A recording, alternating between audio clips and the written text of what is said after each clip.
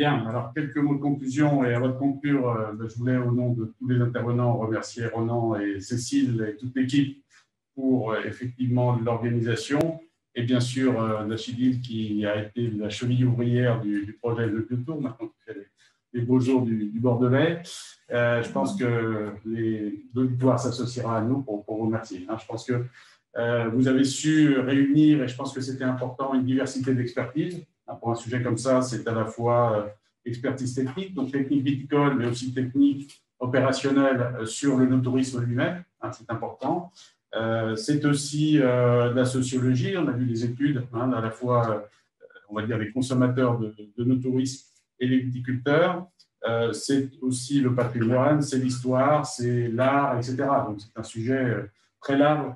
Et donc, je pense qu'au travers de nos expertises, donc enfin, de chacune de nos expertises, on a pu effectivement alimenter. Alors, peut-être tu peux, de temps que je dise 3 mots, retrouver, ça sera la diapo 20. Voilà, tu l'as. Voilà. Alors, ce que je voulais dire, et peut-être pour libérer les collègues, c'est vrai que c'est une première étape. J'ai un peu l'impression que finalement, même avec quelques prémices, mais c'est toujours un peu comme ça, quand on lance une idée, il faut attendre quelques années pour que les choses aboutissent. Donc, j'ai un peu l'impression que c'est le lancement, effectivement, d'un nouveau concept. Et peut-être qu'on pourrait réfléchir à un projet, prolonger un petit peu ces études très intéressantes.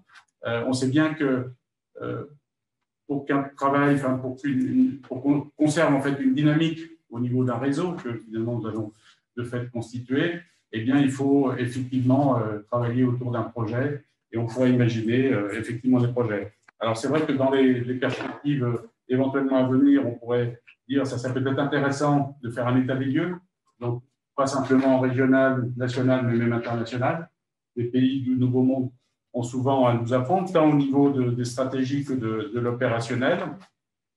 On a parlé d'indicateurs. C'est vrai que si demain on voulait aller vers des démarches un peu plus structurées, voire aboutir à des labels, je pense qu'il faudra travailler sur des indicateurs, à la fois positifs et peut-être négatifs. Donc ça, c'est peut-être un thème un peu nouveau qui peut être abordé.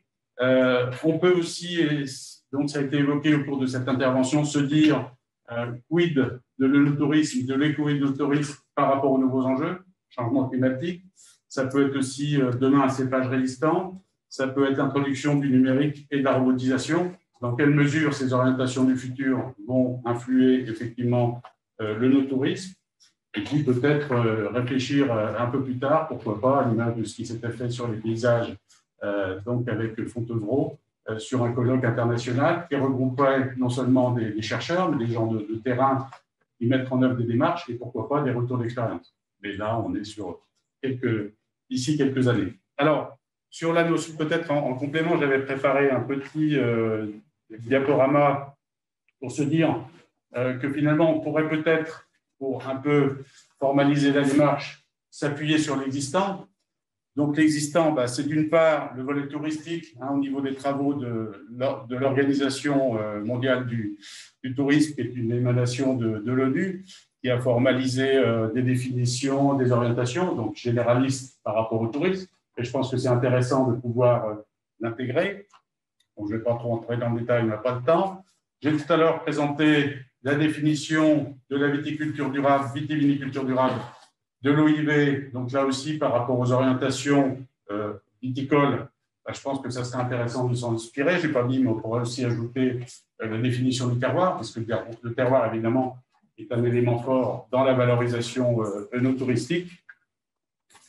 Et puis, donc voilà, je me suis permis de rédiger de manière très provisoire, et je pense que ça a vocation à s'enrichir avec peut-être la réaction de l'auditoire et de nos collègues. Voilà, quelques aspects sur la prise en compte, bien sûr, en prérequis de l'ensemble des aspects du développement durable, sur l'environnemental, économique, social, sociétal, culturel, pour la production de raisins et de vin et les divers produits issus des raisins.